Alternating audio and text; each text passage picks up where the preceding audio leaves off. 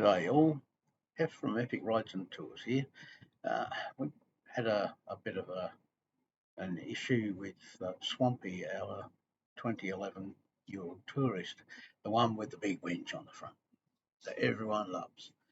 And basically, when turning off the throttle, the engine has remained on very high revs, and when driving,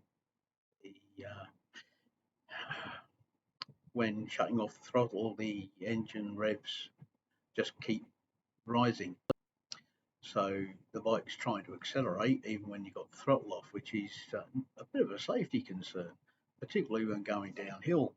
Um, yeah, don't want to go into that too much. So we decided to have a look, and this video shows you what we found. Yeah, so we looked at the carburetors first. Logically, that's where we thought we would have some problems. And research that I did showed that the idle screws, if you wind them in all the way, just be gentle, don't obviously tighten them up too much, otherwise you buggerize things. And then turn them about 1 3/4 of a turn out to get the correct idle mixture. And we did that, and we did a bit of experimenting by turning one carby in a quarter and the second carby in a quarter, and gradually work towards getting the ideal engine speed. And well, a bit funny, the right hand carburettor had been turned out half a turn before we started playing with them, and the left hand carburettor was on 1 3/4. Oh, yeah, bargain. Possibly a bit of my fault, because earlier I put in new needles and new diaphragms, but I was happy with the way the engine was running when that was done. However, since then we've replaced the piston rings, and of course that's got to make some kind of difference. So I checked the screw turnings on the idle jet and out half a turn. Yeah, rightio. Yeah, so we got things fairly well, but then my bestie Mick from next door, who's a seriously decent mechanic, came in and had a look, and we started moving a few things because it just didn't sound right. And he twisted the left-hand carburettor slightly, and the revs dropped.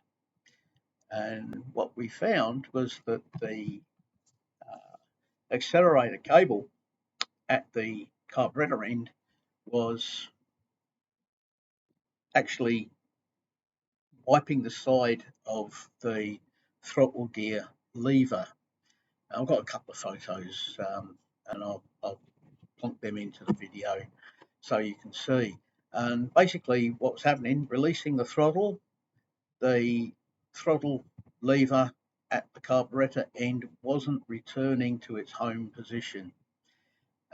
I'd already wound out the throttle stop screws to give us a few millimeters of clearance. I wanted to have the right number of revs before I started fiddling with the throttle stop screws.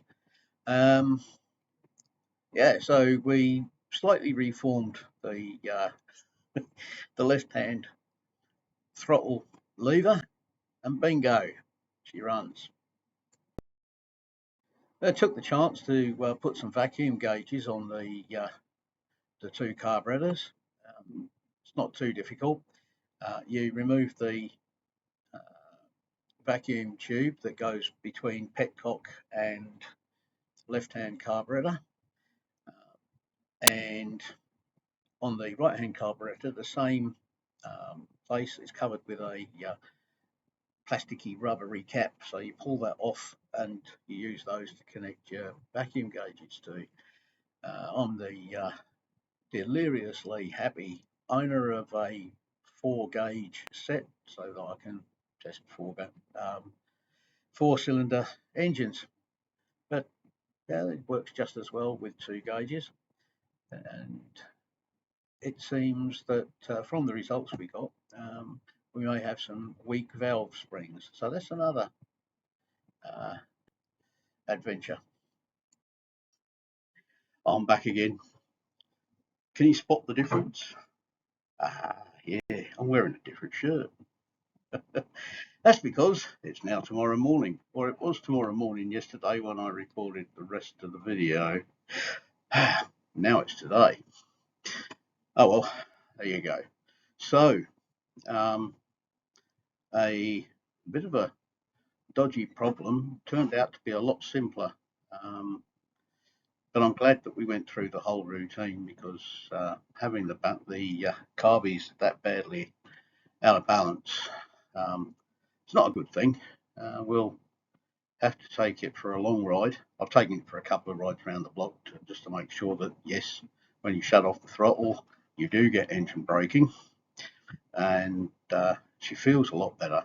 So a good long run will tell us more, but I reckon she's fixed. Cheers for watching.